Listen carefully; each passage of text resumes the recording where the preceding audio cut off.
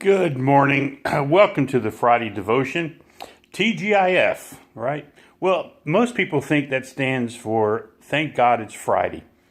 But it's really not the origin.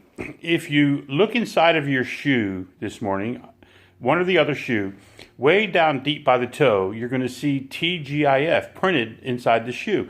And it really stands for Toes Go In First. It's kind of an instruction thing. It's like the instructions they have on things you really don't need. Well, check it out. Anyway, this has been an exciting few days for me. Yesterday and today and tomorrow on Saturday, I'm involved in a live interaction seminar for about a little over 8 hours per day, trying to help me improve and hone on my skills for speaking and teaching and coaching. And I've been doing speaking and teaching and coaching for almost 30 years, but I know that I can always improve. And so for Samuel Ministries, yesterday, today, and tomorrow, I'm going to be in over 20 hours, almost 24 hours of live interaction seminars. So it's taken up a lot of time, and it's great, great material. And getting Samuel Ministries ready to launch has been exciting. It's been fulfilling. I've learned a lot, and there's still a lot more that I need to learn, and I know that. It's very humbling to realize how much I need to learn to do virtual coaching and virtual training and speaking and things like that. But it can also be a little frustrating because I'm the kind of guy that I get impatient. If things don't happen on my time, used to be a lot worse. I would get impatient. Does anybody else feel that way? If I'm supposed to be someplace and something outside of my control makes me late, it used to be so bad. I mean, I could feel my blood pressure going up. I could feel, the veins in my head popping out, and I'd start getting all upset and angry and stressed out, and it's happened to me before. And maybe it was from many, many years in the Army, not wanting to be late. But sometimes we are delayed, aren't we? Especially in this time of the coronavirus and stuff. Sometimes things out of our control make us late. And what I've learned as I've hung out with Jesus and I've gotten closer to God is sometimes God will put obstacles in our way to delay us for our own good, and we don't even realize it. I was reading the other day in one of the devotions that I received that when Moses and the Jews were on the Exodus out of Egypt, they were delayed. 40 years they were delayed. And I was always taught growing up that they were delayed because they were disobedient. They disobeyed God. They worshiped the golden calf. And so they were delayed in the wilderness for 40 years to allow that generation to die off. And even Moses himself, we know the story, was not allowed to cross over into the promised land.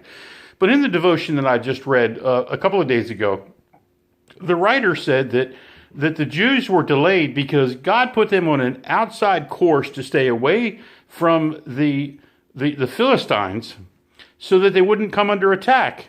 Because God realized that if they had come under attack, that they would have fled back to Egypt and back to slavery, and that was not his will. And so I thought about that, and I pondered about that sometimes God will delay us and take us out of our paths so that we can avoid danger. Now, I probably would have been in the third group at one point in my life, where I would have been one of them in the wilderness crying out and complaining because we were delayed. And I want that gratification. I want it now. I don't want to wait. But have you ever thought about this? I preached on this last year at Magathie, that last year I knew this firsthand because my eye surgery to get my vision restored was postponed 3 times.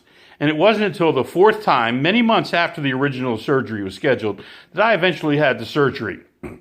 And so people were asking if I was okay and if I was getting frustrated. And I really wasn't, because I just had to accept that perhaps there was a reason it was being delayed. I don't know what that would have been, and that's not my place to worry about it. But maybe there was a reason it was delayed.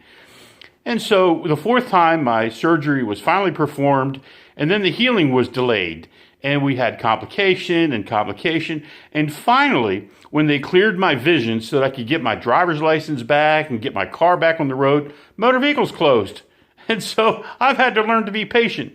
Well, I think there's some times that when we're heading someplace, maybe it used to be that we could get stuck in traffic and we get frustrated because we're in traffic, or maybe a flat tire, or maybe the car wouldn't start, or something else may delay us.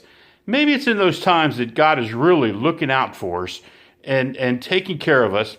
And especially during this time of the quarantine, the scriptures tell us that we are to be still and know that he is God, that we are supposed to spend time in prayer, spend time in meditation. And as I've said over the last week or so, think on the things that are good and holy and just and righteous.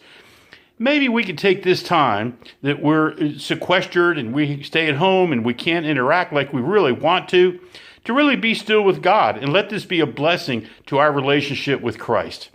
So with each and every one of you, I pray that God's presence would be made known to you, that you have a blessed weekend, and that we'll get together again on Monday morning for your next devotion. God bless you.